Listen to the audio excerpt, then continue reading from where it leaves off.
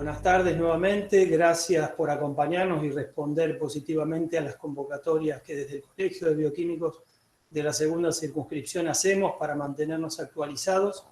En la jornada de hoy presentaremos a dos profesionales que tratarán sobre el Sistema Nacional de Vigilancia de la Salud, SISA, evaluación y estado actual en el marco de la pandemia COVID-19.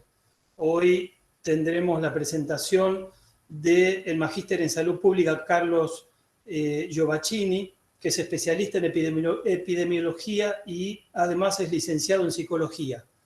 El Magíster se desempeña desde el año 2007 en la Dirección Nacional de Epidemiología y en sus comienzos se incorporó para implementar lo que conocimos como el CIVILA. Y ya desde 2010 se desempeña en la coordinación del equipo del área de vigilancia de la salud.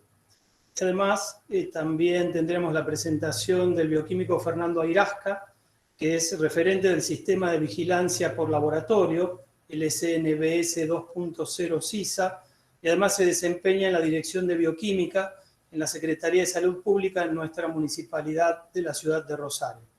Breve recomendación nuevamente, por favor silenciar todos los micrófonos, tener cuidado al movilizarse con el cursor por sobre la barra de funciones para no sacar del aire a los disertantes y ante cualquier consulta o inquietud transmitirla a través del chat, que al finalizar ambas presentaciones abriremos el espacio para transmitir a ellos todas las inquietudes y consultas que los colegas puedan tener. Nuevamente, gracias a todos por acompañarnos en esta nueva jornada organizada desde el Colegio de Bioquímicos de la segunda circunscripción de la ciudad de Rosario. Y ya mismo, Fernando, compartí pantalla cuando lo desees y comenzamos. Muchas gracias. Antes que nada, agradecer al colegio por el espacio que nos da, más que todo para hablar de lo que tiene que ver con vigilancia en este marco de pandemia en el que estamos, ¿no es cierto? Voy a compartir la presentación. Bueno, entonces, como para arrancar, quería comenzar como para ponerle un marco normativo a lo que tiene que ver con la vigilancia. En nuestro país existe una ley, la 15.465, que es una ley bastante vieja, data del año 1960. Y todavía está vigente, en la que se establece que hay una lista de una serie de eventos de notificación obligatoria y faculta al Poder Ejecutivo Nacional para actualizar el listado para actualizar el listado en caso en que aparezca alguna patología nueva, como es el caso del COVID. Y es así como existe en la actualidad, obviamente, que es una patología de notificación individual con periodicidad inmediata, el tema de COVID-19. Esta resolución obviamente también está vigente y esta ley establece que están obligados a notificar, dice la ley, el médico que asista al enfermo, en el caso en que se trate de una enfermedad zoonótica, el médico veterinario, y aquí aparecemos nosotros, con un término del año 1960, nos llama el laboratorista y el anatomopatólogo. Y además también hay otros profesionales de la ciencia médica que también están obligados a notificar las enfermedades o las patologías que tienen que ver con las notificaciones obligatorias. Y ante el incumplimiento, establece diferentes multas y en caso reiterado de incumplimiento, la suspensión temporal del ejercicio profesional. Quería aclarar esto porque por ahí se toma a la vigilancia como una cuestión de voluntarismo, digamos. Y esto no es así, porque tal cual lo dice esta ley, nosotros desde el laboratorio, cuando estamos trabajando sobre ciertos análisis que producen resultados, y esos resultados están asociados a patologías que son de notificación obligatoria, estamos obligados a notificarlo al Sistema Nacional de Vigilancia. Nosotros desde la coordinación del módulo de laboratorio, lo que tratamos de hacer es que exista un sistema único de vigilancia, de manera tal que los datos que se van volcando ahí generen una información que sea analizable, y que dé datos de calidad, veraz, oportuna y regular. Y que esto contribuya a la toma de las decisiones en salud pública. Es decir, hay un eslogan de la vigilancia que dice que la vigilancia es información para la acción.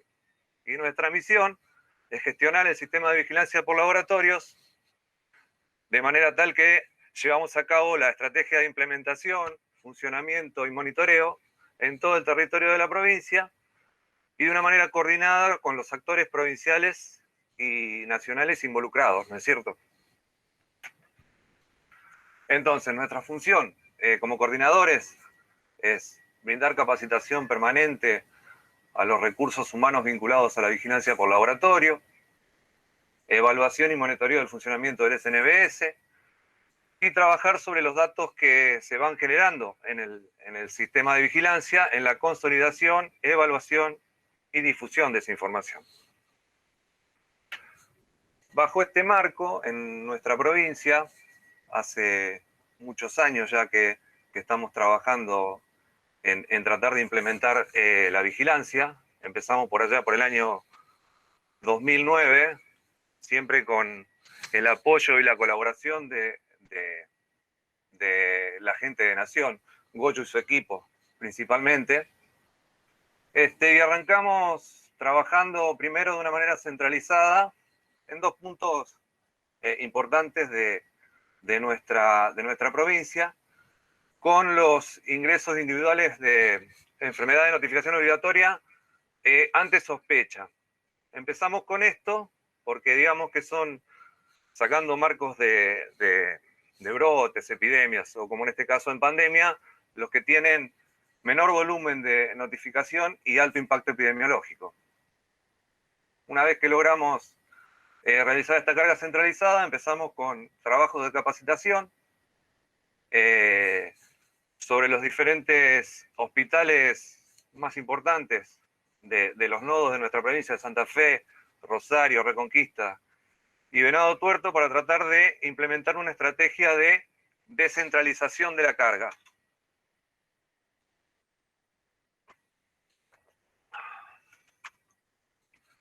De descentralizar la carga que teníamos de manera centralizada entre los laboratorios del CEMAR y el laboratorio central, ¿no es cierto? Y llegamos a tener 16 hospitales que realizaban notificaciones.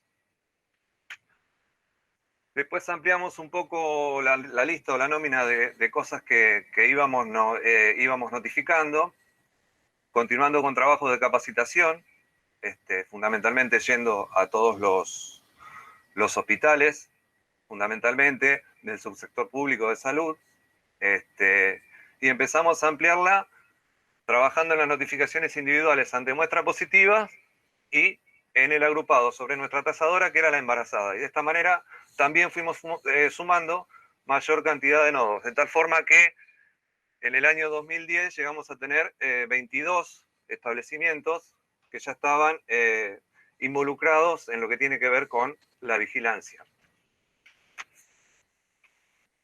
Algunos números históricos de aquellos momentos fueron que con este trabajo de capacitación y descentralización llegamos a duplicar la cantidad de notificaciones individuales que teníamos en el año 2010 y 2009 con respecto al año 2011, y llegamos a tener un número de unas 15.000 notificaciones realizadas. Y un poco de autobombo a lo que fue nuestra provincia en aquel momento es que las notificaciones que nosotros hacíamos desde Santa Fe representaban el 25% del total de notificaciones que tenía el sistema de vigilancia en todo el país. El sistema de vigilancia no, el CIVILA, en este caso porque estamos hablando específicamente de laboratorio, y de los cuales, de ese 25%, el 17% correspondía a Rosario. Con el correr del tiempo también pudimos seguir sumando nodos activos, de manera tal que entre el 2011 y el 2012 llegamos a duplicar la cantidad de establecimientos que estaban notificando. Y también ampliamos la cantidad de notificaciones agrupadas que estábamos realizando sobre el sistema de vigilancia. Y si tomamos en cuenta, por ejemplo, como decía antes, nuestra tasadora que es embarazada y la comparamos entre el 2011 y el 2012, vemos que la cantidad de nodos que trabajaban se triplicó de 7 a 21. Y así con el resto de las notificaciones agrupadas. Lo mismo que pasaba en Santa Fe, pasaba en el resto del país. Si vemos estas gráficas, vemos que la mayoría o casi la totalidad de las provincias de Argentina iban aumentando la cantidad de notificaciones que tenían por allá por el año 2012. De esta manera, el sistema de vigilancia se fue afianzando, el Civila se fue afianzando como herramienta única a la cual se volcaban todos los datos para que puedan ser analizables. Esto, gracias al esfuerzo y al compromiso de todos aquellos que estaban involucrados en la vigilancia en nuestra provincia, como se ve en esta gráfica, fue sostenido en el tiempo. Y no solamente fue sostenido, sino que también seguíamos sumando establecimientos al sistema de vigilancia. Y lo mismo pasaba con el volumen de notificaciones que nosotros íbamos teniendo, y fue sostenido en el tiempo más o menos en unas 20.000 notificaciones al año. Eso fue un poco nuestra historia dentro de lo que era el Civila. El Civila es una sigla que significa Sistema de Vigilancia por Laboratorio, y era un sistema que era modular y en el que solamente se ingresaban los datos que tienen que ver con laboratorio. Existía otro sistema que es el C2, a donde se aportaban los datos de la vigilancia clínica. El sistema de vigilancia se encontró con la necesidad de tener que unificar toda esa información, porque cada vez que había que analizar la información había que hacer cruce de datos entre lo que se notificaba en laboratorio, lo que se notificaba en clínica, en unidad de centinela, etc. Y eran muy laboriosos y aparte es como que el sistema se hizo tan grande que demandaba mejorar la manera en la que se estaba notificando. Y es así que el SNBS se migra al SNBS 2.0. Voy a tratar de resumir un poco qué significa el CISA en esta diapositiva que se ve acá, y qué significa el SNBS montado sobre CISA. Porque no es lo mismo hablar de CISA que hablar de SNBS, que por ahí muchos confundimos el CISA con el SNBS, el Sistema Nacional de Vigilancia. El CISA en sí es una plataforma tecnológica que tiene 3 pilares, como se ve acá: el REFES, el REFEPS y el Padrón de Ciudadanos.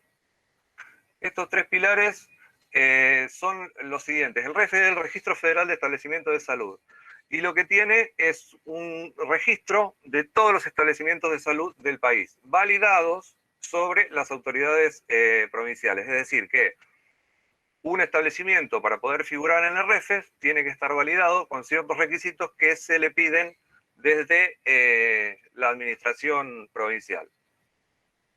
Lo mismo pasa con el REFEPS, que es un registro de los profesionales de salud. Y este registro es alimentado o validado por todos los colegios de las diferentes ramas de la salud, digamos. El Colegio de Bioquímicos, el Colegio de Médicos, el Colegio de Odontólogos. De acuerdo a los matriculados que tiene, va volcando esa información al REFEPS. Y la tercera pata, y la más importante de todas, es el Padrón de Ciudadanos, en donde el CISA asegura que los datos filiatorios que tenemos del paciente sobre el cual nosotros queremos trabajar están validados frente a diferentes bases, fundamentalmente sobre el RENAPER. Por lo tanto, al poner un número de documento sobre el CISA, si el CISA lo valida sobre su base de datos, podemos llegar a la conclusión de que estamos inequívocamente frente al paciente que estamos buscando. Entonces, sobre esta plataforma de estos 3 registros, se montan un montón de módulos, varios módulos, para los diferentes, orientados hacia diferentes programas, digámoslo. Dentro de ellos está el SNBS, como también está el SBIH o el NOMIVAC. O sea, el SNBS es un módulo montado sobre CISA y que directamente utiliza en forma directa el CUS y el REFES para volcar todos sus datos. Y el otro tema que cambia respecto a lo que era Sibila es que acá la información está unificada dentro de un mismo evento. ¿Qué quiere decir esto? Que tanto el componente clínico como el componente de laboratorio como el componente epidemiológico vuelcan sus datos sobre el mismo evento. De esta manera, la información queda integrada de una manera multidisciplinaria. Eso es más o menos lo que es el SNBS montado sobre CISA.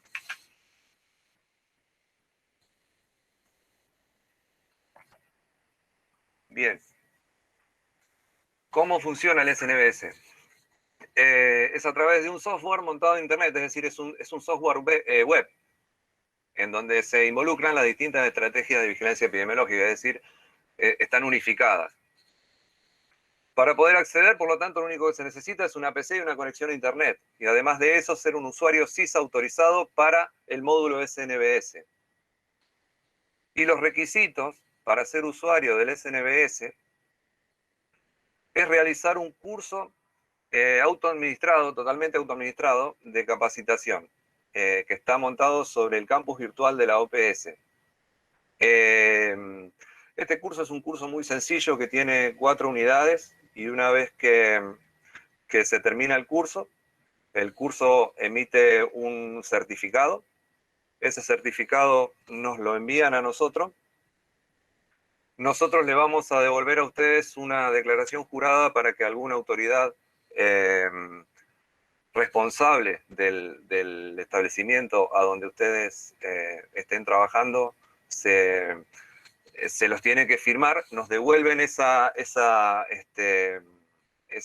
declaración jurada y de esa manera nosotros le damos de alta al usuario para que puedan ingresar al módulo SNBS montado sobre CISA. Bueno, implementado el CISA, en abril del 2018, el volumen de notificaciones que nosotros tuvimos fue de 7.500 más o menos para el año 2018, que fue el año de implementación, y ya sobre el año 2019, y tengamos en cuenta que estos números ya no son de la provincia de Santa Fe, estoy mirando los números del sur, de la segunda circunscripción de la provincia de Santa Fe. Ya para el año 2019, en nuestra zona, en el sur de la provincia, se notificaron casi 17.000 casos. Y en el 2020 llegó el COVID, y ustedes verán acá la cantidad de notificaciones que tenemos. Y si lo comparamos con el resto de notificaciones que hacíamos en los años anteriores sobre el Sibila y sobre toda la provincia de Santa Fe, vemos que a esta altura del año, un poquito más de la mitad del año, casi duplicamos el número de notificaciones que teníamos en aquel momento, de las cuales 25.622 corresponden a COVID, lo cual estas notificaciones son más o menos de COVID, el 65% de las notificaciones que llevamos hechas en el año 2020 sobre la plataforma de CISA. Ya entrando en lo que tiene que ver con los meses de pandemia y haciendo un monitoreo de la cantidad de usuarios que realizaron notificaciones, vemos que frente a la necesidad que se tuvo de realizar notificaciones, la cantidad de usuarios que se fueron sumando al sistema de vigilancia en estos meses, si tomamos marzo con respecto a julio, más que se duplicó la cantidad de gente que realizó notificaciones de COVID. Y este gráfico es interesante porque muestra las notificaciones que se hicieron solo de COVID en cada uno de los meses que pasaron en la pandemia. Y vemos que obviamente aumentaron de marzo a junio y aumentaron de una manera considerable, pero lo que se ve en gris es que a medida que aumentaban y a medida que el diagnóstico se iba realizando por diferentes laboratorios, esos laboratorios acompañaban también la notificación. Si tomamos marzo, casi el 100% de las notificaciones de COVID eran realizadas por el laboratorio CEMAR, que era el único que las realizaba prácticamente en marzo. Y ya llegando a julio, eso se dispersa y un 45% de las notificaciones que tiene el sistema está hecho por otros laboratorios diferentes al CEMAR, que son los que están realizando notificaciones, perdón, que están procesando muestras para COVID. Por lo tanto, este gráfico nos muestra que uno de los requisitos excluyentes que existían para laboratorios en el momento en que el colegio les daba las pautas como para trabajar, era que para poder realizar el diagnóstico a través de PCR, debían notificarlo al sistema de vigilancia. Y vemos que esto, en líneas generales, por lo que muestran los números, se está cumpliendo en el sur de la provincia, ¿no? Este gráfico muestra las muestras procesadas en el laboratorio del CEMAR. Y vemos que, como en el otro gráfico, acompaña también el volumen de muestras a medida que pasa la pandemia, va aumentando. Casi el 45% de las muestras procesadas por el CEMAR son del CIES, y el otro 55% está repartido entre hospitales municipales, PAMI, efectores de nuestra provincia y efectores privados. Y quería detenerme en esto porque, así como hablamos antes de que aquellos laboratorios que están haciendo diagnóstico están cumpliendo y están notificando, o por lo menos es lo que muestran los números del monitoreo del sistema, del SNBS sobre CISA, aquellos efectores que están realizando derivaciones al CEMAR, como muestran estos números que están acá, tenemos que desde que comenzó la pandemia registrados una cantidad de 93 efectores provinciales que realizaron notificaciones que realizaron derivaciones para procesar COVID en CEMAR. De esos 93, 71 tuvimos que centralizar nosotros la carga desde la vigilancia laboratorial del CEMAR. Y con el privado nos pasó algo parecido. Desde que comenzó la pandemia tenemos registrado en el sistema 26 privados que nos derivaron muestras al CEMAR, de los cuales 16 nunca nos notificaron nada al sistema de vigilancia. Tuvimos que hacer la notificación nosotros desde el CEMAR de una manera centralizada. Y ahora ya, bueno, eso es un poco lo que muestran los números, la historia que nosotros tenemos sobre el Sibila y sobre el SNBS y el monitoreo de todos estos años de vigilancia que llevamos en la provincia de Santa Fe y puntualmente en nuestra zona del sur de la provincia. Y ahora ya entrando a la parte de la notificación para todos aquellos que la estén haciendo, quería dejar sentado algunos puntos como para que nos pongamos de acuerdo o como para entrar en debate luego cuando empecemos con las preguntas, cuando se empiecen a abrir las preguntas, ¿no es cierto? Pero quería dejar en claro cuáles son los datos o los puntos críticos en la notificación de una notificación individual de un caso de COVID. Y si vamos a la primera pestaña, que es la pestaña de datos de identificación del ciudadano, dos datos relevantes que tiene que tener en cuenta la persona que está haciendo la notificación y que son muy importantes luego para las acciones de rastreo de contacto y seguimiento, son el teléfono y el domicilio real. muy importantes para poder ubicar al paciente. Es decir, tener en cuenta en el momento de hacer la notificación estos dos puntos, porque son muy utilizados para quienes toman las acciones de control, las acciones luego, ¿no es cierto? En cuanto a la solapa evento, nosotros en nuestra provincia, y después cuando hablemos con Goyo, vemos si esto está bien, si hay que completarlo, si hay que trabajar de otra manera. Me gustaría que lo charlemos después en el debate. Lo que estamos haciendo es, hay dos opciones para hacer la notificación de un caso de COVID. O caso sospechoso o caso en estudio o caso en situaciones especiales. Si cumple con un criterio de caso de acuerdo a las normativas, a las guías de vigilancia que tenemos, si el paciente cumple con el criterio de caso, se informa como caso sospechoso de COVID. Si no cumple con criterio de caso, pasa a ser un estudio en situaciones especiales. ¿Cuáles son estos casos? Bueno, estos son todos los casos que, por ejemplo, se hacen controles de prequirúrgicos o controles de empresas o controles para salir de la provincia o para entrar a la provincia. O sea, no cumplen con criterio de caso. Esos casos no se informan como sospechosos, sino que se informan como estudio en situaciones especiales. Y en el caso en que alguno de estos que están en estudios especiales dé positivo,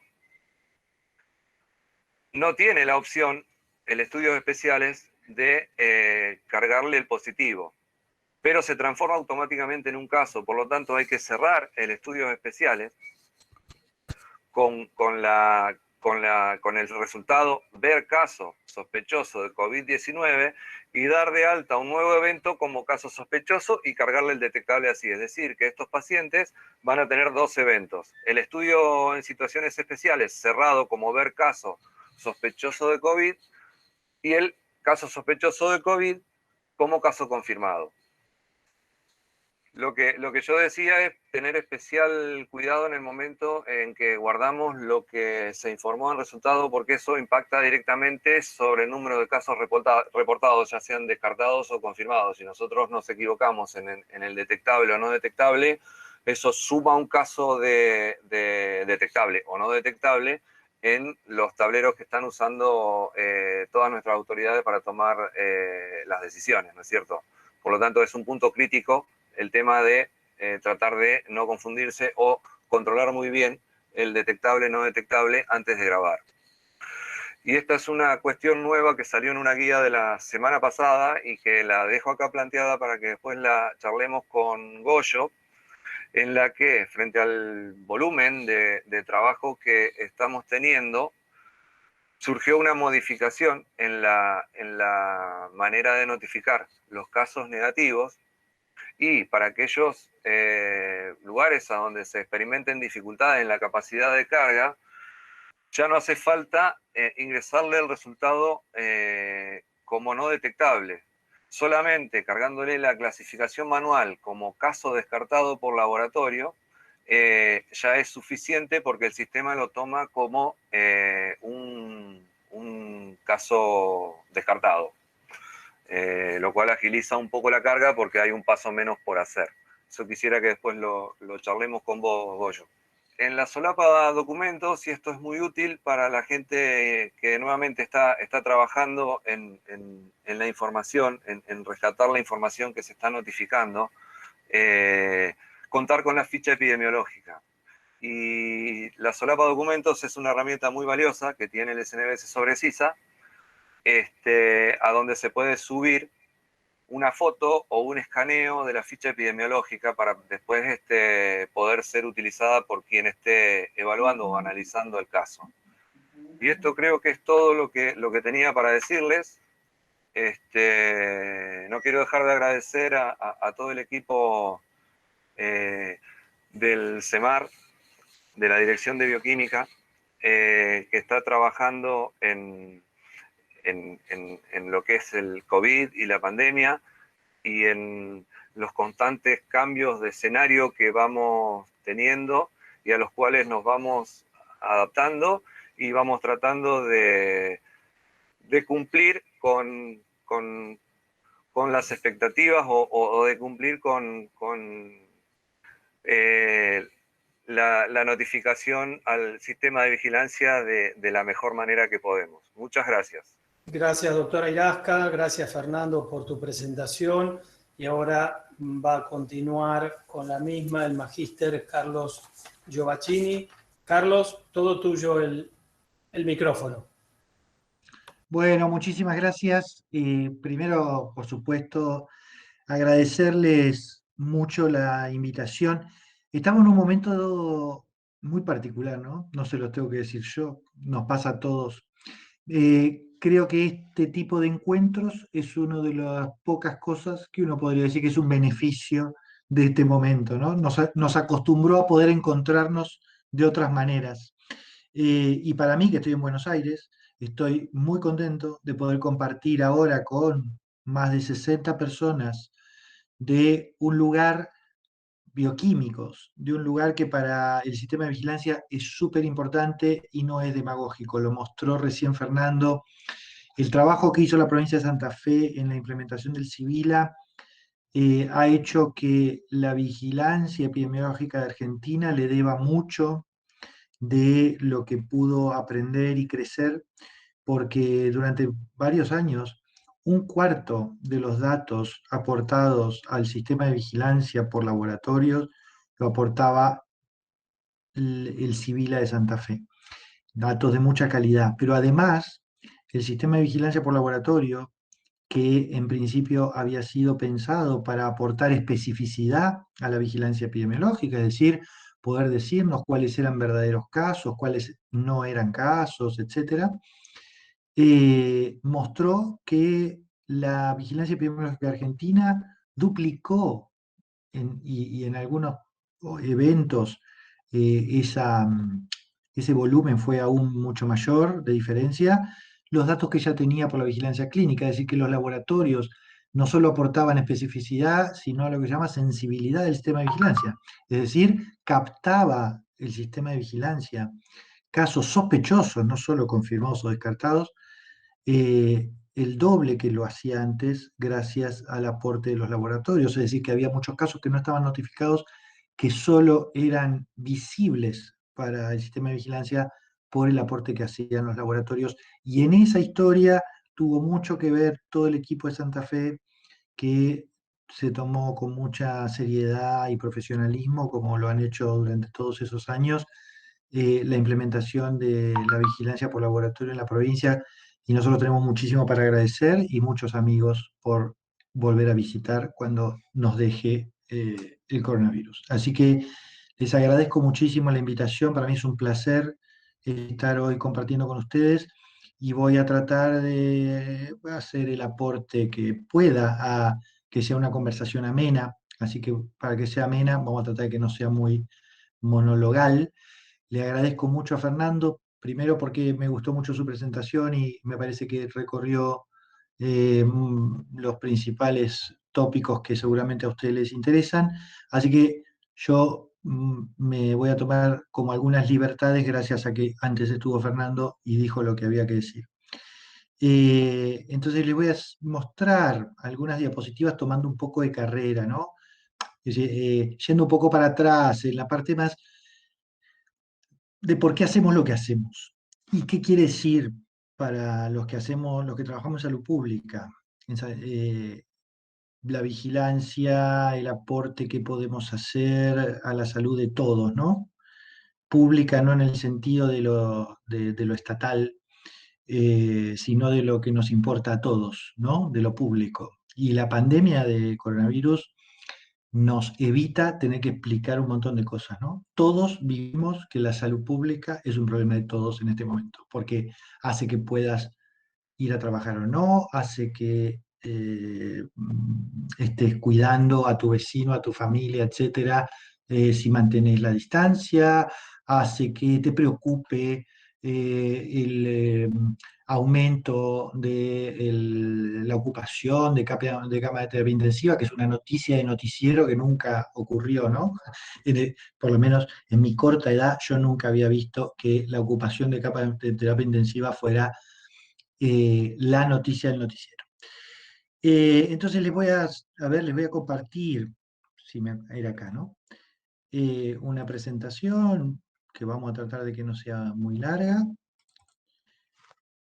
Le decía, pretendía tomar un poco de carrera, porque nosotros hacemos vigilancia epidemiológica, ¿no? Pero la vigilancia de la salud, la vigilancia epidemiológica, etcétera, es una actividad de una ciencia que es la epidemiología, que es la principal ciencia de apoyo de una práctica que es la salud pública, ¿no? Entendida como eso que decíamos recién, como una cuestión de interés de todos, ¿no? De todos los que vivimos en una comunidad y de los esfuerzos que como comunidad hacemos para prevenir la enfermedad, para atender la salud, etcétera, y que ya les digo, para nosotros los profesionales de la salud, seguramente a ustedes les pasará cotidianamente, nunca como en este momento sentimos el foco puesto en una situación que para toda la sociedad es importante. Eso es un peso enorme, eso tiene seguro muchas tergiversaciones y diversos usos que no vienen al caso ahora nombrar, pero me parece que el aspecto que yo quiero destacar es que lo que está pasando en este momento eh, pone de manifiesto para la mayoría de las personas que la salud pública no es la salud del Estado, que la salud pública no es el interés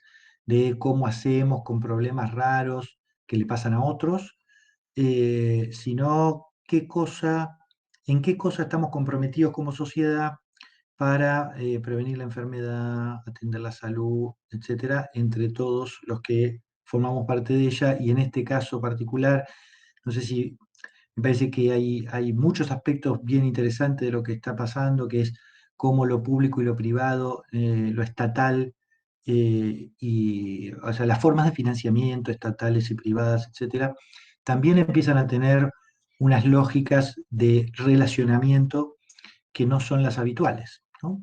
Donde todos necesitamos un poco de todos.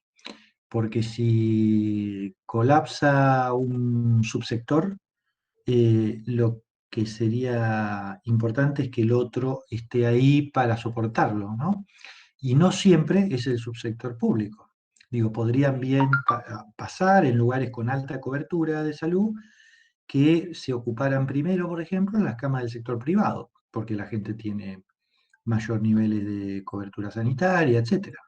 Y ahí el sector público atendería no solo a las personas sin cobertura, sino a las personas con cobertura que no tengan eh, lugar en un sistema que no dé abasto. Y es lógico que un sistema no dé abasto, a pesar de todos los preparativos, porque todo tiene un límite y podría ocurrir también. Entonces, eh, quería tomar un poco de carrera para decir esto, ¿no? Que la vigilancia de la salud, que consiste básicamente en recolectar información, analizarla y difundirla sobre la distribución, la frecuencia y los determinantes de enfermedades y riesgos, y las consecuencias de esas enfermedades en la población, en la economía, etcétera. Cómo recolectar información que permita evaluar el impacto de las intervenciones. Todo eso está al servicio de diferentes actores sociales que trabajan todos los días, no solo actores gubernamentales, pero también actores gubernamentales, en todos los niveles, ¿no? O sea, la información de la vigilancia epidemiológica sirve para tomar conductas en el nivel local, en una provincia, en un municipio, en un establecimiento, y en un nivel nacional, que es lo que está ocurriendo actualmente, ¿no? Con la información de coronavirus se toman medidas en todos esos niveles. Y recién decía Fernando que hay un eslogan de la vigilancia epidemiológica, que es que la vigilancia es información para la acción, que es eso clarito que se ve ahí abajo. Y efectivamente, para que ese eslogan sea verdadero, la información sola no alcanza, ¿no? La información sin acciones que se desencadenen por esa información es un registro, ¿no? Puede ser un registro, incluso un buen registro, un registro estadístico que nos permitiera conocer, que nos permitiera investigar, que también son acciones. Pero en el caso particular de la vigilancia epidemiológica, ese conocimiento está al servicio de producir cambio, ¿no? De que podamos hacer cosas que tuerzan algo así como la evolución, digamos, la historia natural de ese evento, que con medidas de prevención y control logremos, como se dice ahora, por ejemplo, vieron que todo el mundo habla de achatar la curva, bueno, ¿qué es achatar la curva? Es intentar eh, dominar en parte un fenómeno muy difícil de dominar a partir de tomar medidas efectivas que solo pueden ser tomadas con el sustento de una información de calidad. Cuándo abrir, cuándo cerrar, cuándo tomar una medida, cuándo tomar otra, cuándo relajar un poco o cuándo volver un poco para atrás. Cómo hacemos para que esas medidas estén fundadas en lo que pasa en la realidad, tratando de reflejar esa realidad lo mejor posible con información de calidad.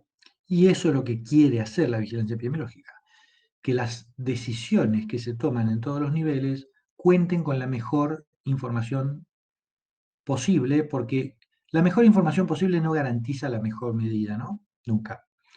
Las medidas no son solo producto de la información, pero las medidas que se toman con mala información no pueden ser buenas medidas. Entonces, nuestra responsabilidad como, no solo los que hacemos, los que trabajamos de epidemiólogos o lo que sea, sino los que trabajamos en los servicios de salud, que somos los que producimos esa información, es la conciencia de que la información también sirve para que menos personas se enfermen, para que menos personas se mueran, entre los cuales están nuestros vecinos, nuestros amigos, nosotros mismos, nuestras propias familias y las otras. Entonces, vieron que hay muchos eslogans también en relación con la atención, cuando se habla de la trinchera y todo eso, ese vocabulario bélico que se utiliza para referirse al sistema de salud, ¿no? Los que están en la primera línea se habla así, ¿no? Y de hecho nuestros hospitales tienen pabellones y existen las cavas de enfermería, digo, hay mucho lenguaje militar en nuestro sistema de salud, en la concepción de la lucha contra la enfermedad, ¿no? Y ciertamente en ese lenguaje nosotros podemos empezar a ubicar, de hecho hacemos vigilancia epidemiológica, ¿no? Que también tiene algo ahí vinculado con la seguridad, etcétera.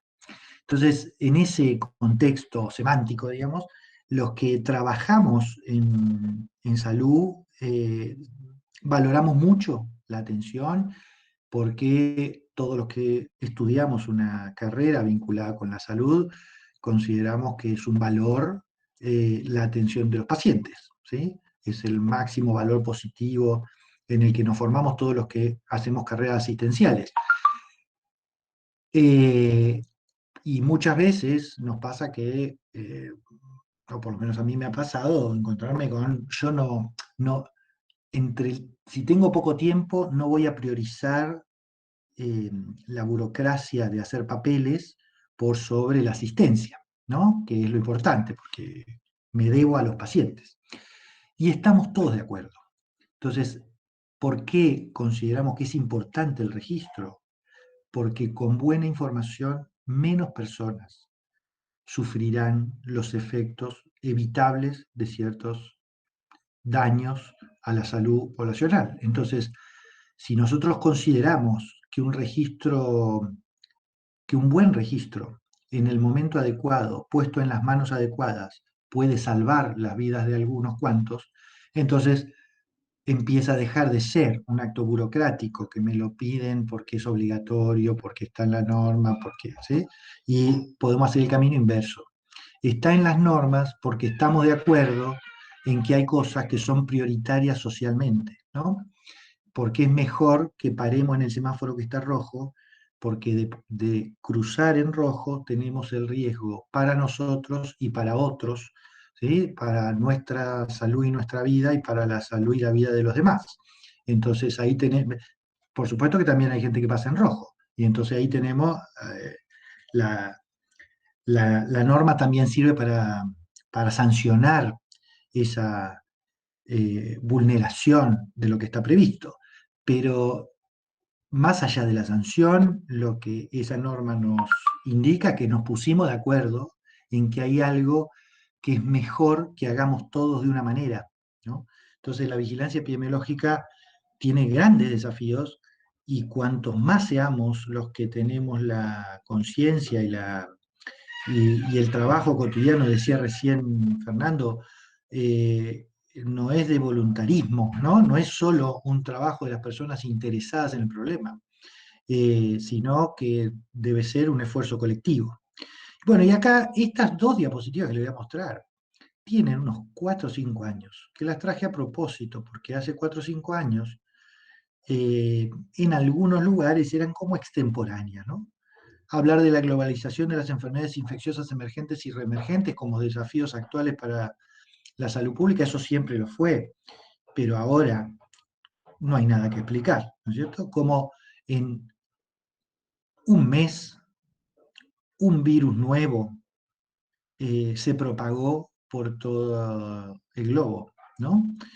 Y nos tiene hoy a mal traer cuando en diciembre era un problema en China, en una ciudad, en un mercado, ¿sí? ¿Se acuerdan? El aumento del movimiento poblacional que viene junto con eso, ¿no? La gente, vivimos muy amontonados, tenemos ciudades enormes, con gente hacinada, viviendo en condiciones eh, de salubridad muy deficientes. El crecimiento del comercio internacional de alimentos, de productos biológicos, comemos cosas que se hacen en cualquier lado. De hecho, esta pandemia muestra también eh, qué, qué hacemos, ¿no? Con nuestra conducta alimentaria, el tema de qué comemos, cómo se procesa, cómo se crían los animales, etc. Los cambios sociales, los cambios ambientales, los cambios en los patrones de la producción y el consumo, y las repercusiones económicas de las situaciones epidémicas, lo que estamos viviendo hoy, ¿no? Este dilema si abrimos más porque necesitamos que la economía no decaiga tanto, como, ¿no? Que es un drama actual, y al mismo tiempo si abrimos mucho lo que están viviendo todas las ciudades, y no solo las ciudades, sino los pueblos, que es que la apertura y el movimiento de las personas inexorablemente hace que la pandemia se propague y el número de casos aumente. Parece que lo tenemos dominado y a la semana estamos con un aumento significativo en número de casos y ya se nos complica. Entonces, en función de todos esos desafíos, tenemos algunos propósitos y algunos objetivos de la vigilancia, uno de los cuales es alertar en forma temprana. Queremos avisar que pasa algo para tomar las medidas de control. Ahí tenemos por qué en coronavirus, por ejemplo, la notificación es desde la sospecha. Pero también tenemos por objetivo que, entonces, ¿por qué alertamos en forma temprana? Porque hay cosas para hacer, porque hay que hacer lo que decía Fernando recién, hay que hacer el seguimiento de las personas infectadas, el rastreo de los contactos, que es preguntarle con quién estuvo desde 2 días antes de empezar con los síntomas, y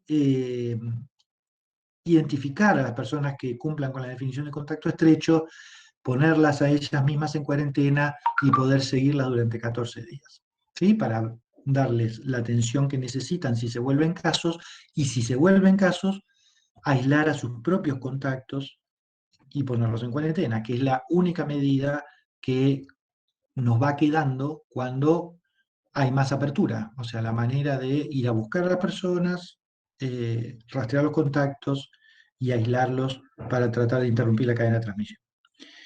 Pero la información también nos permite evaluar si lo que estamos haciendo da resultado.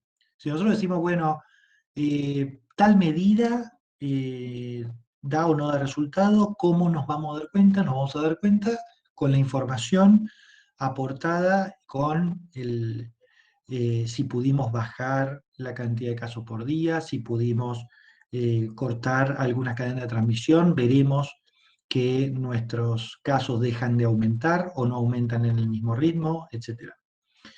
Y por lo tanto, con toda esa información, permitir la planificación. ¿Cuántos recursos vamos a necesitar? Si seguimos con este ritmo de contagios, ¿cuánto tiempo nos van a durar nuestras camas de sala común? ¿Cuánto tiempo tenemos hasta que, si se repitiera este fenómeno, para ocupar nuestras camas de terapia intensiva, respiradores, etcétera?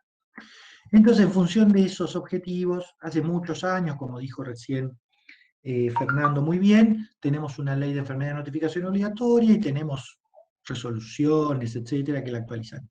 La última, que es la de este año, que es la resolución 680 del 2020, que nombró Fernando también, introduce a COVID-19 como un evento de notificación obligatoria en todas las etapas de su evolución. Eso quiere decir que es obligatorio notificar la sospecha, que es obligatorio notificar la confirmación, que es obligatorio notificar si una persona falleció, ¿sí?, con diagnóstico de COVID-19, como parte de su evolución.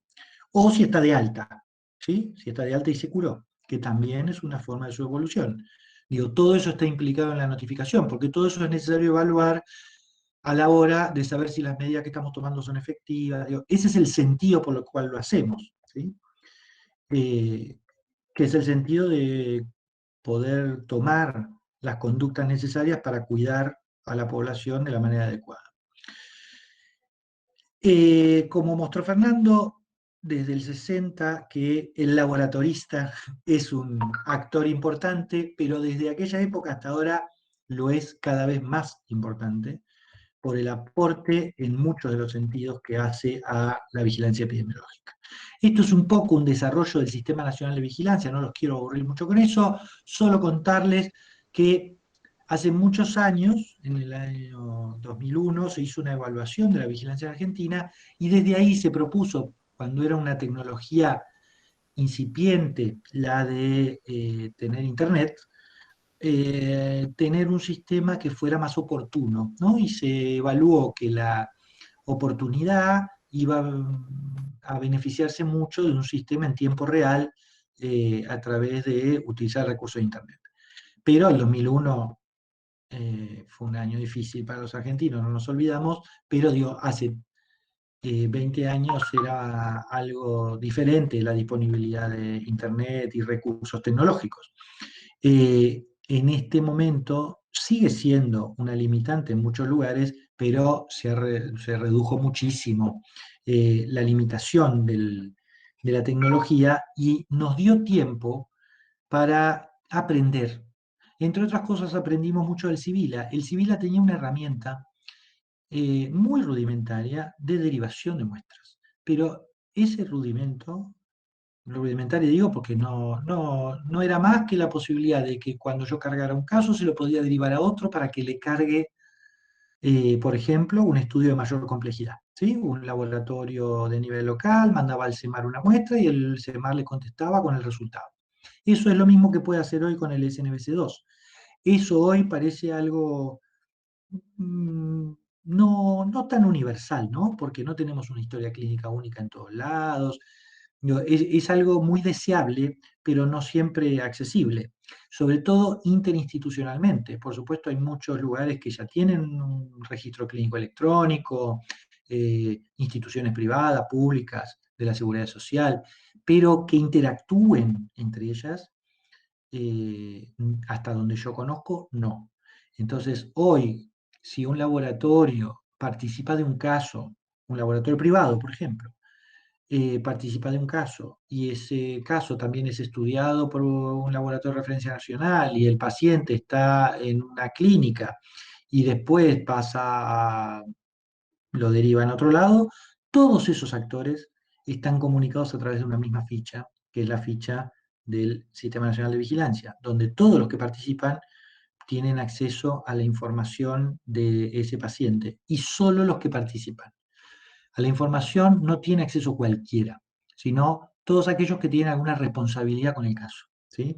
Digo, por si alguno no conoce el sistema, porque también hay muchos reparos con mucha justicia sobre las cuestiones vinculadas con el acceso a datos sensibles, etcétera. Entonces son solo personas que están involucradas en la atención del paciente o en la responsabilidad colectiva sobre el control de la enfermedad los que tienen acceso a esa información. Eh, bueno, ¿qué significa el SNBS? Nuevo, el SNBS 2, el que es nuevo de hace 2 años. Eso, la posibilidad de que con una evolución tecnológica, que tenemos mayores capacidades ahora, pero que sobre todo aprendimos de la interacción con todos los que participaron del SNBS 1, ¿sí?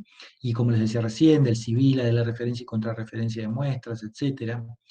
Y la voluntad de entender un federalismo, que es que entre todos nos nutrimos mejor, digamos, que si aportamos todos, tenemos un mejor sistema que si cada uno se agarra a su parte, ¿sí?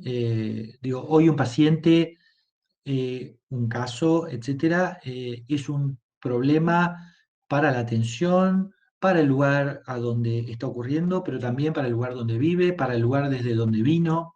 Entonces, las fronteras de la información no pueden ser las fronteras jurisdiccionales solamente porque si hay algo que pasa en Rosario, pero el paciente es de San Nicolás, entonces San Nicolás tiene que hacer las acciones en el lugar donde vive y contar con un sistema que comunique interjurisdiccionalmente entre los distintos subsectores, que no importa si es público o privado de la seguridad social, que no importa si es municipal, provincial o nacional, que no importa si es de esta provincia o de al lado, que si tenemos injerencia y responsabilidad en el control, lo vamos a acceder a esa información, es algo que aprendimos con los años. Y entonces después armamos un sistema que fuera capaz de hacer eso.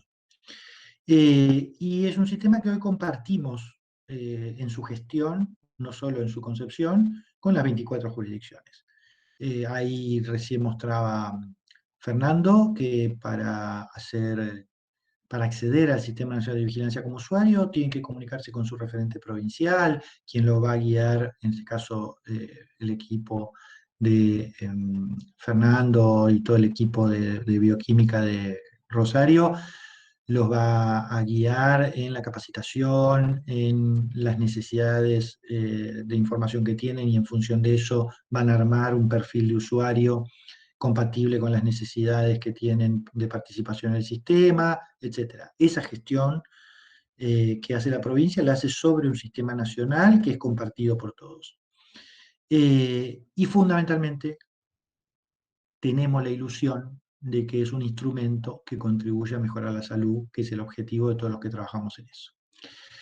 Y tenemos dos tipos de notificaciones. Tenemos notificaciones nominales para hacer cosas con los casos, pero también tenemos notificaciones numéricas. Solamente saber cuántas muestras se procesaron y cuántas fueron positivas en una semana epidemiológica. ¿Por qué queremos saber eso? Porque, por ejemplo, ahora, además de saber qué pasa con cada caso de COVID, necesitamos saber si es el único virus respiratorio que circula, ¿sí? Entonces, tenemos un agrupado de virus respiratorios para saber de todas las muestras que se procesan para virus respiratorios, ¿tenemos sincicial respiratorio este año? ¿Hay bronquiolitis en el 2020? ¿O se lo comió COVID? ¿Sí? Esa información también es importante porque permite también ajustar la definición de caso, ¿sí? Por eso la definición de caso es tan dinámica. Y ahora cualquier enfermedad tipo gripe es un caso sospechoso de COVID en cualquier lugar del país. Eso no era así hace 4 meses. Había que haber viajado, etcétera.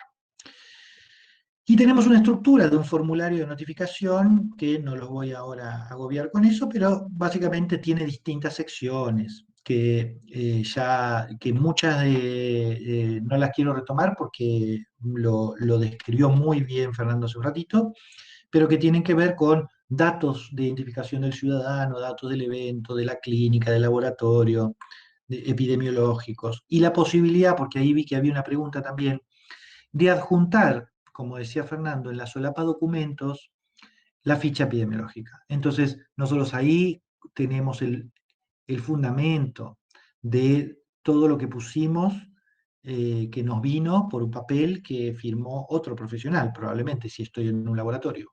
Y además aportamos nuestro dato de laboratorio.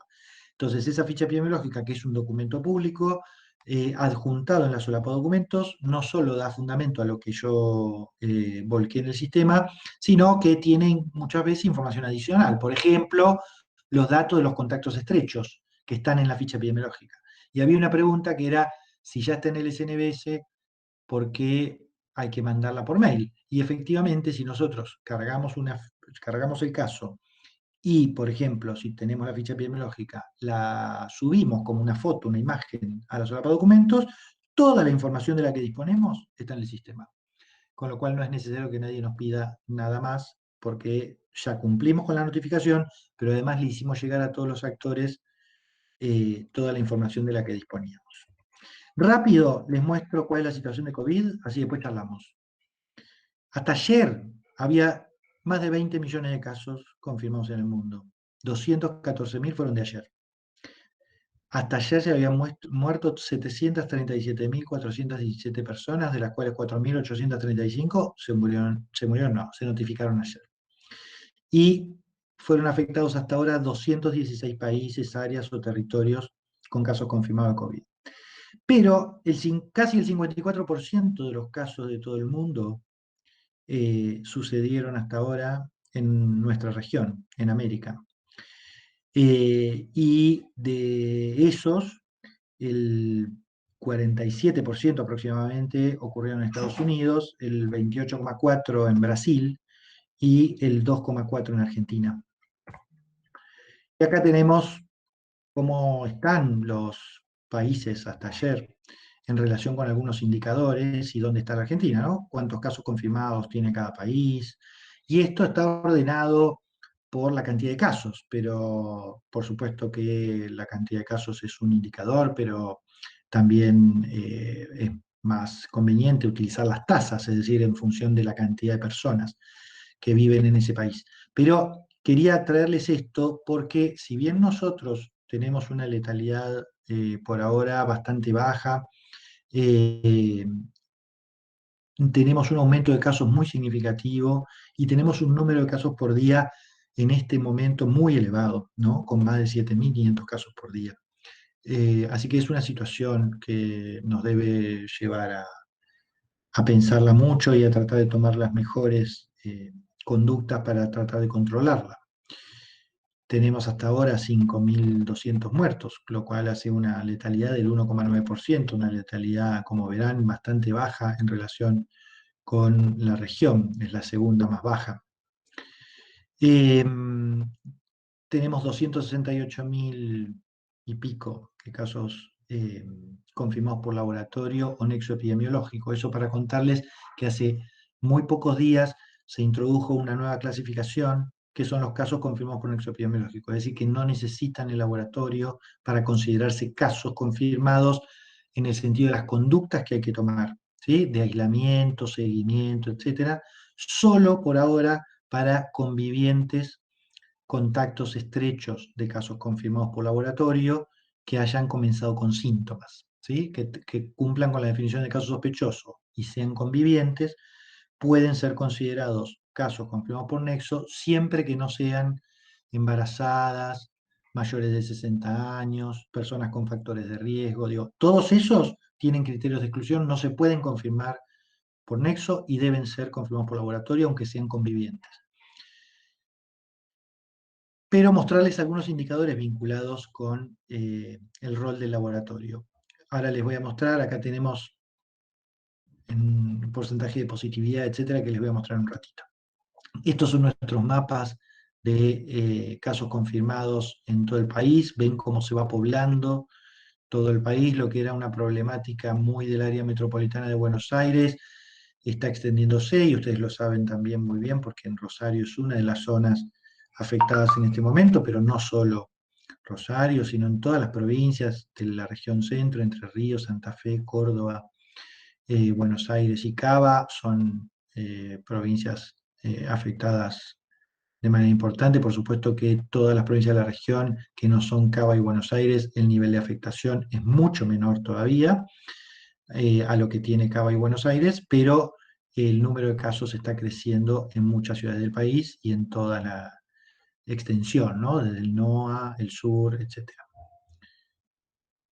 No todas las provincias están afectadas de la misma manera, pero empiezan a haber un aumento de casos en varias de ellas.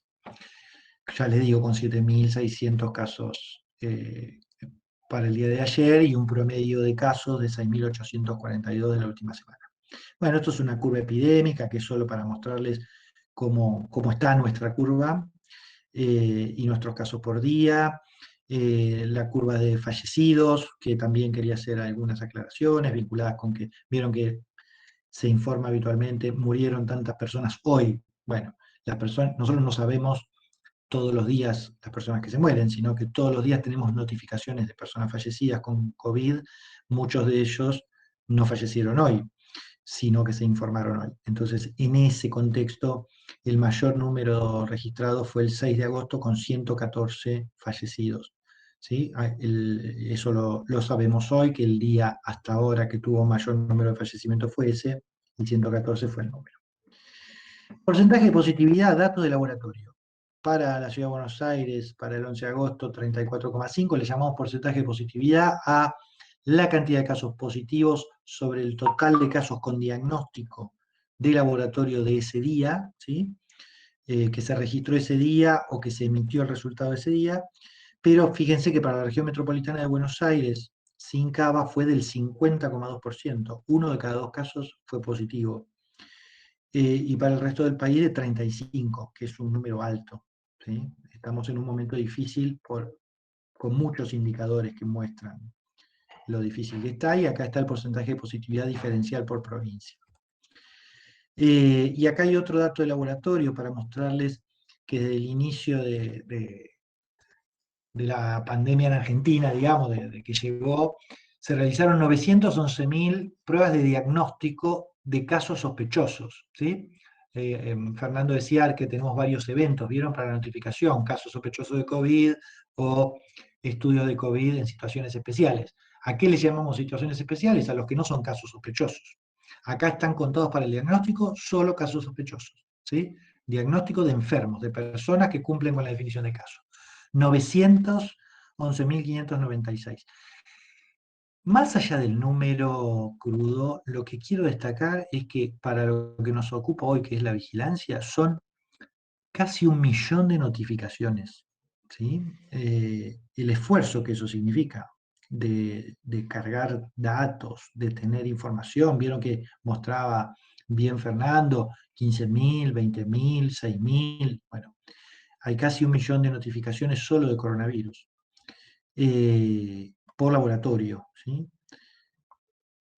Miren acá, estas son las notificaciones del SNBS en general. En el 2018, empezamos en la semana 18, para ese año tuvimos 87.000 y monedas, fichas nominales.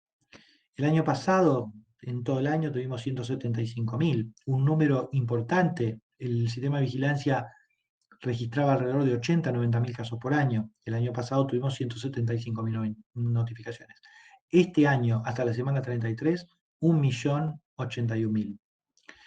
Eso hizo que ven que no solo colapsan los servicios de salud, sino que también la vigilancia epidemiológica está un poco comprometida. Y esto es un tablero para mostrarles una de las salidas de información. Ese tablero, todos los indicadores de ese tablero salen de los datos del SNBS. Y ese tablero es un tablero de monitoreo de la pandemia para Argentina, de indicadores de morbilidad. Hay otros indicadores de camas, etcétera, no están ahí. Pero estos indicadores de la morbilidad, cuántas provincias están afectadas, cuántos casos por provincia, cuántos muertos, cuántos notificados, cuántos descartados, etcétera, eso está como disponible para las autoridades nacionales, del Ministerio de Salud, pero también de la Presidencia, y hay tableros similares para cada una de las provincias para monitorear su propia situación, y hay tableros provinciales con con otros datos, pero los datos de la mortalidad por coronavirus salen del Sistema Nacional de Vigilancia desde el inicio de la pandemia. Y acá tenemos un instructivo para la notificación, que es parte de lo que mostraba Fernando al principio. Tenemos un instructivo muy reciente que explica en parte cómo podemos optimizar el tiempo de carga, cargando solo datos mínimos cuando la jurisdicción haya evaluado que su capacidad de cargar los datos completos en todos los casos sospechosos está siendo resentida por el número. En ese momento puede pasar a una notificación de datos mínimos de casos sospechosos y confirmados leves y mantener una notificación completa para casos confirmados graves o fatales o personas con factores de riesgo. Y para terminar, les quería compartir que nos dimos cuenta cómo nos habíamos preparado para una posible pandemia en relación al sistema de vigilancia. Es solo una reflexión, ¿no? Nos preparamos construyendo de forma mancomunada entre la nación y las provincias desde hace más de 15 años la vigilancia epidemiológica, gestionando y diseñando un sistema nacional en todo el país, no 24 sistemas distintos, y trabajando todos los días para producir más y mejor información de manera colaborativa, porque sabemos que hay muchas personas y muchas entidades y muchas áreas que necesitan esa información para mejorar las condiciones de salud de las personas. Así que eso era lo que les quería compartir. Este es el equipo del área de vigilancia de Nación, pero la verdad que el equipo del Sistema Nacional de Vigilancia es imposible de poner en una diapositiva. Tenemos un equipo muy grande, hay más de 8.000 usuarios, hay un grupo de referentes de más de 100 personas que estamos comunicados permanentemente y como todo el mundo, grupo de WhatsApp, ya el mail casi ni lo vemos porque no, la comunicación en tiempo real hace que el mail sea cada vez más obsoleto. Bueno, eso era lo que quería compartir con ustedes para abrir el juego nomás y agradecerles nuevamente la posibilidad y ahora estamos a disposición de lo que consideren. Ricardo, muchas gracias. Igual Fernando, gracias a los dos. Y ahora tengo algunas preguntas para ir pasándoles a ambos. Primera pregunta. Si actualizamos los datos como teléfono y dirección, ¿tiene sentido subir el PDF de la ficha escaneada? A ver, perdón que no sé si entendí la pregunta. Si tiene sentido, querrá decir, si, a ver, la ficha sirve como dijimos, como un fundamento de lo que, como un documento que le da respaldo a lo que pusimos cuando no son datos que recabamos nosotros mismos, si somos un laboratorio, y tiene el interés también de que puede tener información adicional.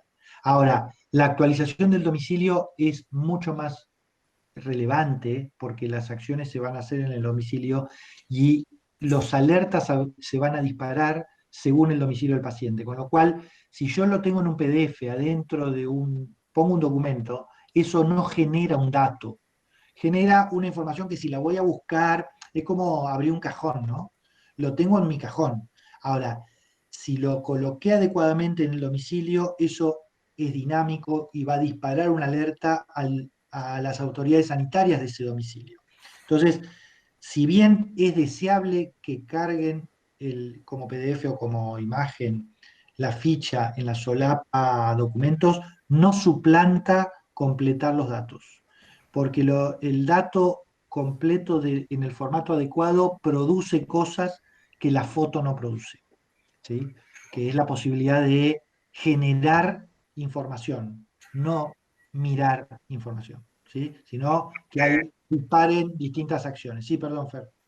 Aparte digo, la ficha epidemiológica contiene información que no tiene que ver con laboratorio, es decir, este sistema, al ser un sistema multidisciplinario, cualquiera de nosotros puede darle de alta. Este caso particular de COVID, como el primero que tiene contacto con la ficha es el laboratorio, somos los que vamos a dar de alta el evento, pero ese evento no termina en laboratorio, ese evento luego lo recoge el guante, digamos, por ejemplo, epidemiología. La ficha epidemiológica contiene datos que epidemiología utiliza después para analizar el caso, ¿no? Eso quería agregar. Bien, bien. Creo que está contestada la pregunta en cuanto a la intención de, como decía Carlos, el disparo del dato en comparación con el escaneado de la ficha. Otra consulta. Además de subir a SNBS Epidemiología, se solicita envío por mail de las fichas. Si ya está todo subido, ficha, datos actualizados en el sistema, ¿no sería conveniente que Epidemiología lo levantara directamente del SNBS? Totalmente. Sí. Bien. Otra consulta más. Le quiero hacer un aporte a eso.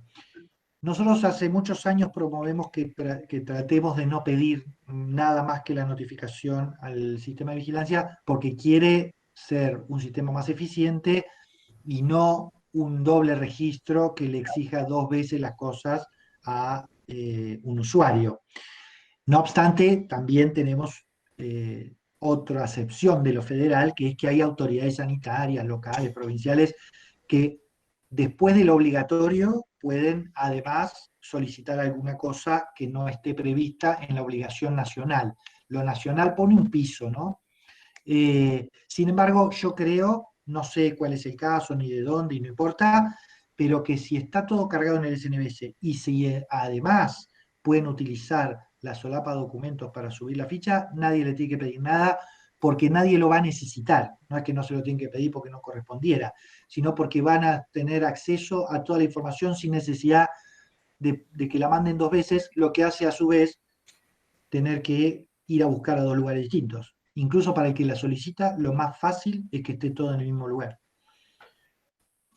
Bien, bien, gracias, Carlos. Otra consulta tiene que ver con la notificación de casos negativos. ¿Puede ser agrupados? No sé, Fer, ¿querés que le conteste yo? Sí, sí, dale, Goyo, cualquier cosa.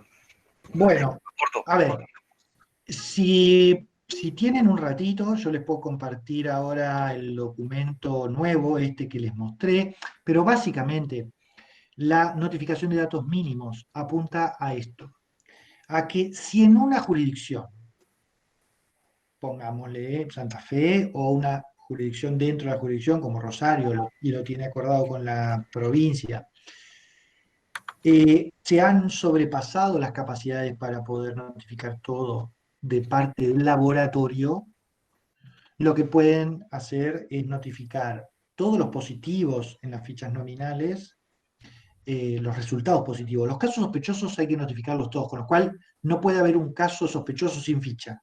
¿Por qué? Porque hay que ver quién es, cerciorarse que es positivo o negativo. Yo no puedo decir tuve 10 casos y no sé quiénes son, ¿sí? Poner un número. Por ahora, quizás en el futuro, si el número nos excede, lo empecemos a contar como los casos de gripe, ¿no? Agrupados, numéricos, semanales. Pero en este momento donde estamos apuntando a tratar de promover que en todos lados se sigan haciendo tareas de contención, las tareas de contención necesitan datos nominalizados.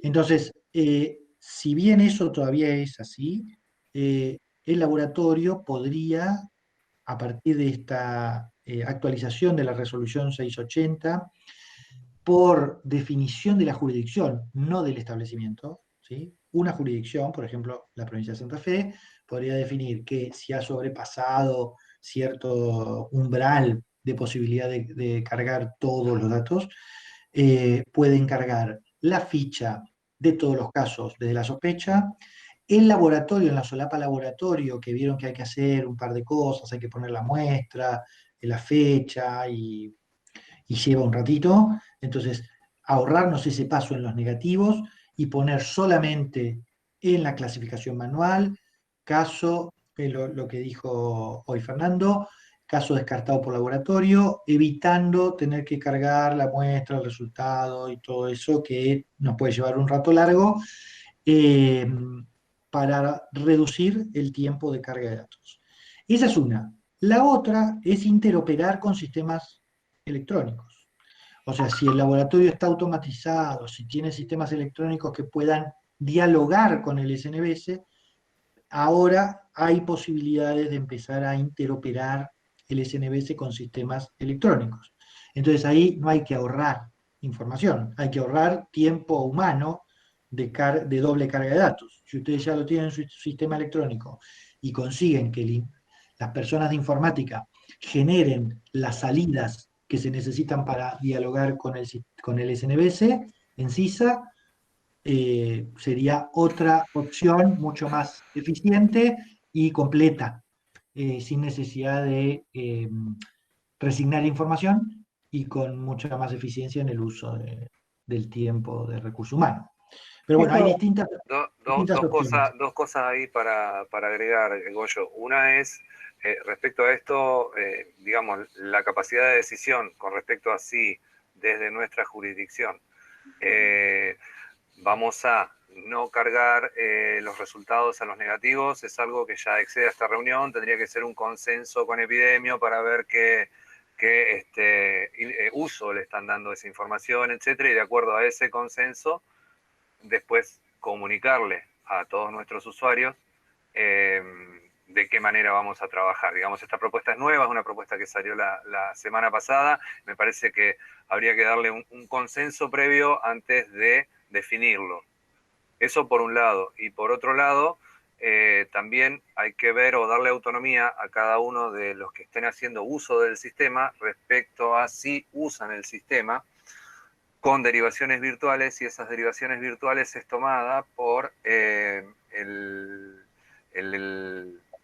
laboratorio de origen, y ese laboratorio de origen utiliza ese resultado como constancia, a pesar de que el SNBS es un sistema de vigilancia, tiene un formulario que por ahí, por los usos y costumbres que tiene, muchas veces se utiliza como constancia. Bueno, si lo utilizan para esas cosas, obviamente ahí me parece que van a tener que poner en no detectable, para el caso de los negativos. Totalmente, tal cual. La idea de la nueva posibilidad es que sea evaluada por la jurisdicción de acuerdo a sus necesidades. Entonces, como bien dijo Fernando, lo que no están obligados a nivel nacional, o sea, no es que está eximida esa obligación es jurisdiccional, la jurisdicción puede o no levantar el pie de ese pedal en función de todo esto que estamos hablando y de lo que dijo Fernando recién. Y justo les quería mostrar eso, que hay porque Fernando tocó un tema súper importante, que es el uso de la referencia y contrarreferencia, y entonces una de las cosas que están previstas para aquellas jurisdicciones que opten por esto de poner solo en la solapa evento, les leo para no compartir la pantalla, dice: esta subsección datos de estudio para diagnóstico etiológico es obligatorio que sea completada en todos los laboratorios a nivel nacional para todos los casos confirmados, mientras que completarla en los casos descartados quedará a criterio de cada jurisdicción y en las jurisdicciones que experimenten dificultades en la capacidad de carga de toda la sección de los laboratorios de su jurisdicción y que no estén usando el sistema para la referencia y contrarreferencia de muestras entre diversas instituciones. En esas condiciones podrán indicar que solo en los casos descartados no se cargue esta sección, garantizando que se registra en todos esos casos en la sección evento la clasificación caso descartado por laboratorio. Otra consulta. En relación con el responsable que firma la ficha, ¿por qué no puede ser un profesional bioquímico? Sí que puede. No es que no pueda. Lo que pasa es que en general lo que pasa es que viene la muestra con la ficha en los casos que yo conozco, ¿no? Donde el paciente se atiende en un lugar, le piden, como constituye un caso sospechoso de coronavirus por su sintomatología, etcétera, el pedido de estudios al laboratorio, y de hecho así se llaman nuestras fichas, ficha epidemiológica, ficha y pedido de estudio.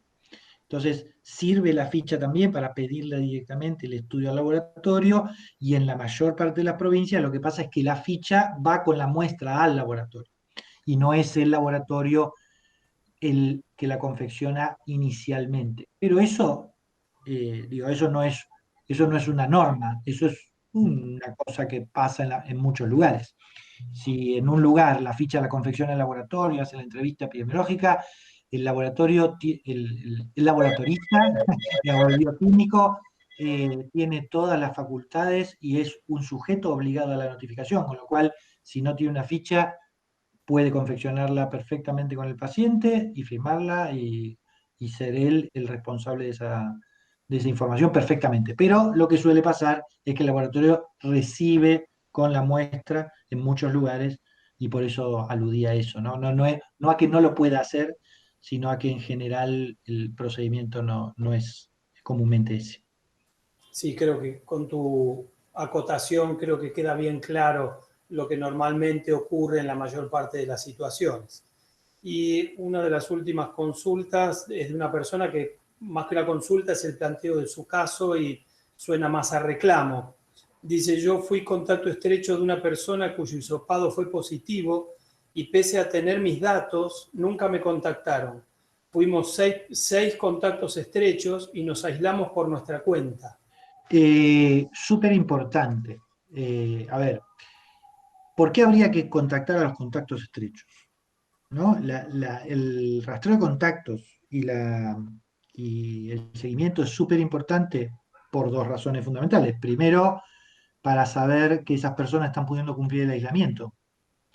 Y segundo, para poder saber si se convierten en casos y si se convierten en casos, proveerle la atención que necesitan y hacer el aislamiento de sus propios contactos.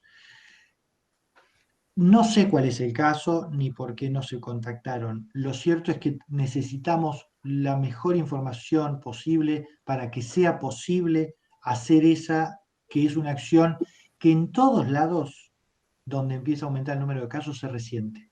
Hace poco participamos en una reunión internacional donde decían lo siguiente: en todos lados hacemos las cosas siempre que podemos, ¿no? Sería. Entonces, cuando tenemos un aluvión, dejamos de poder.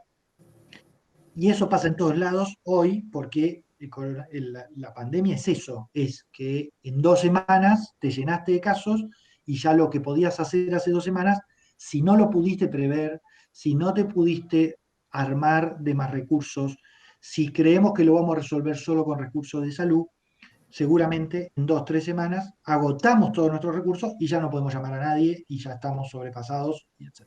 Entonces, tenemos que planificar, tenemos que ampliar las capacidades, y también sabemos que aunque hagamos todo eso, no vamos a poder llegar al 100% de los casos, al 100% de los contactos.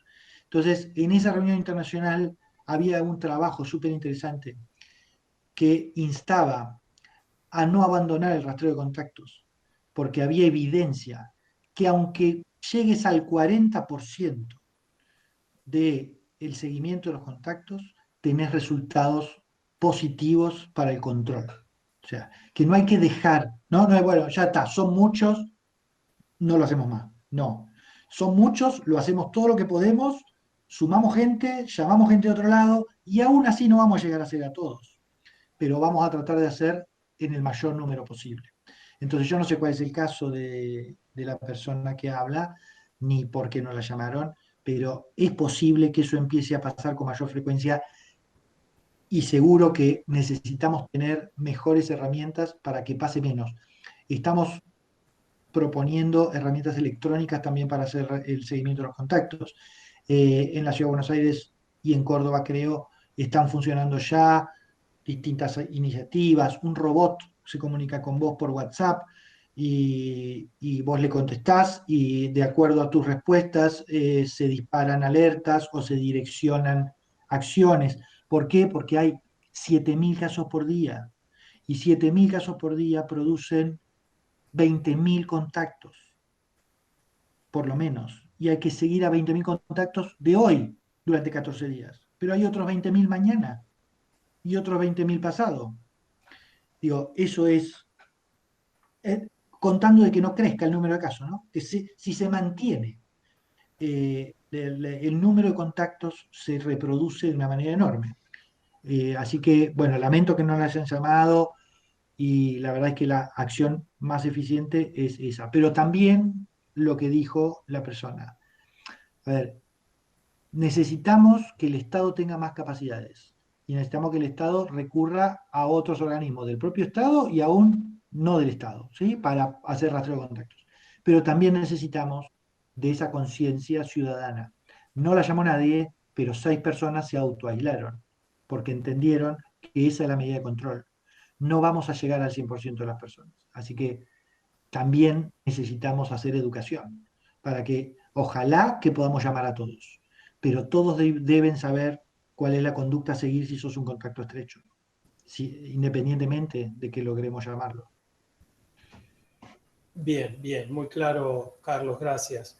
Y la última consulta, si es que no nos suman ninguna más, es una sugerencia a modo de usuario y les plantean si hay posibilidad de que las novedades se comuniquen de una manera un poco más dinámica, más efectiva. Imagino que tiene que ver con los propios cambios que se van dando como consecuencia de conceptuales que van Sí, es muy dinámico y cambia. definiendo mejor. Totalmente. Nosotros tenemos, es muy dinámico y también tenemos mucho, también estamos todos abarrotados y tomo nota de lo que dice Florencia, ¿verdad? Porque tenemos unas circulares de vigilancia, etcétera, pero creo que no están llegando a todo el mundo. Entonces, vamos a ver si los podemos poner en la página web para que tengamos un repositorio de novedades y todos los usuarios puedan nutrirse ahí, porque también el uso del mail, el correo electrónico, ya dijimos, no todos lo seguimos usando con la misma seguridad. Bueno, sí, listo, tomamos nota de la sugerencia. Bien, bien, gracias. Y mientras contestaban esta consulta, entró una más. Dice, quiero saber con quién debemos contactarnos para comunicar el CISA con el sistema de laboratorio. Si hay algún tipo de manual de información que requiera el sistema para ser operable. Siempre el contacto es el referente de la jurisdicción. Ese es el contacto, ¿sí? Entonces, Fernando, el equipo en Rosario, el equipo de Santa Fe.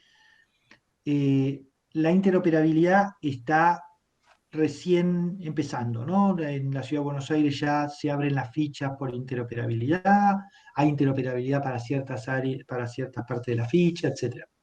Y están probando una empresa, sobre todo, eh, el, el servicio web para dar de alta resultados de laboratorio.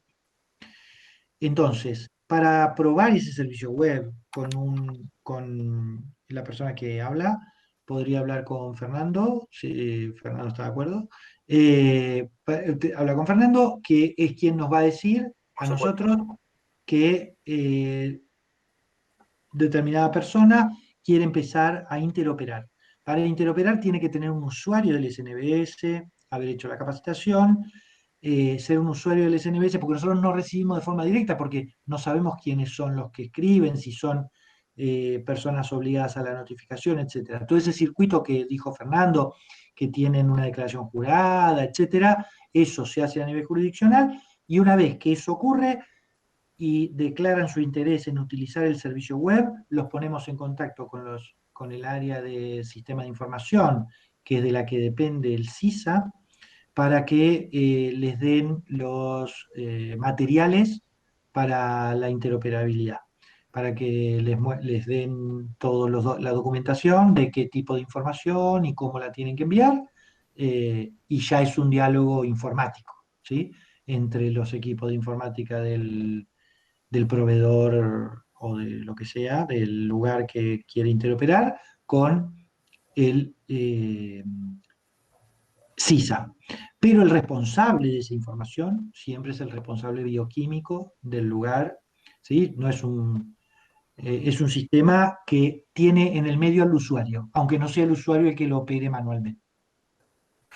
O sea, Goyo, que esas solicitudes nos mandan a nosotros a nivel central que están interesados o quieren ver o el desarrollo, o ver de qué forma pueden interoperar con el CISA, y nosotros les reenviamos a ustedes eso para que, o sea, ustedes necesitan el ok del coordinador jurisdiccional, digamos. Exacto. Y de ahí, Necesitamos que nos digan que esta persona está autorizada a pedir la interoperabilidad por servicio web, porque es un usuario autorizado, porque es alguien que ustedes saben que necesita hacer eso, y listo. Y para nosotros ese es suficiente. y ya después de ahí hay una comunicación, digamos, entre el interesado y la gente Exacto. del CISA, digamos, en En este caso. general, el equipo de sistemas de ese lugar con el equipo de sistemas de CISA, que Bárbaro. ya tomó nota de que fulano de tal, que es el usuario, está autorizado por la jurisdicción para enviar datos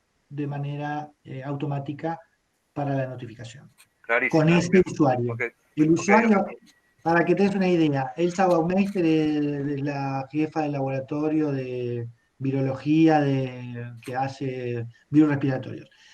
Cuando ellos envían un archivo que migra al SNBS, aparece que el usuario que lo cargó es la doctora Elsa Baumeister, ¿sí? Ok. Que lo cargó a partir de un servicio, pero es el responsable de esa notificación. En el medio están los informáticos que hacen que eso sea posible, ¿sí? Pero la lógica de usuario es siempre la misma. Alguien que esté capacitado y autorizado por la jurisdicción. Bárbaro. Bien. Igualmente, nuestro colegio también puede actuar como un intermediario difundiendo la información que ustedes consideraran atinada para difundir en función de la situación, de la problemática, del momento. Así que el contacto con Fernando está, sé que el colegio se apoya mucho en él, así que cualquier situación en la que el colegio pueda intermediar, ayudando a los colegas para difundir la información que ustedes necesiten, que llegue rápidamente al profesional, por favor cuenten con ese apoyo. Espectacular. Muchas gracias. Sí, y sobre todo con el comentario acerca del tema de la difusión de información, cuanto más canales tengamos va a ser mejor, seguro. Va a llegar mejor. Bien, muchísimas gracias a ambos por su conocimiento, por compartirlo con todos nosotros. Gracias al colegio, a las autoridades del Colegio de Bioquímicos de la Segunda Circunscripción de la Ciudad de Rosario por permitirnos acceder a esta actualización. Gracias a todos por acompañarnos esta jornada para seguir enriqueciéndonos en el conocimiento. Gracias por los saludos, el respeto y el silencio, y fue una jornada impecable. Así que hasta otra oportunidad. Nuevamente, Carlos y Fernando, muchas gracias. Gracias a todos, en libertad para continuar con sus respectivas actividades. Buena suerte para la próxima. Muchas gracias a ustedes. Gracias. Gracias, Goyo. Gracias, Fernando. Gracias, Lidia. No, gracias a Muchas ustedes. gracias, Lidia. Gracias. Un abrazo enorme. A los Abrazo. dos. Igual para mí. Muchas gracias por la invitación. Espero ir pronto, de verdad, real. Te esperamos, te esperamos. Chao, gente. Gracias. Hasta luego, buenas noches. Hasta luego. Gracias.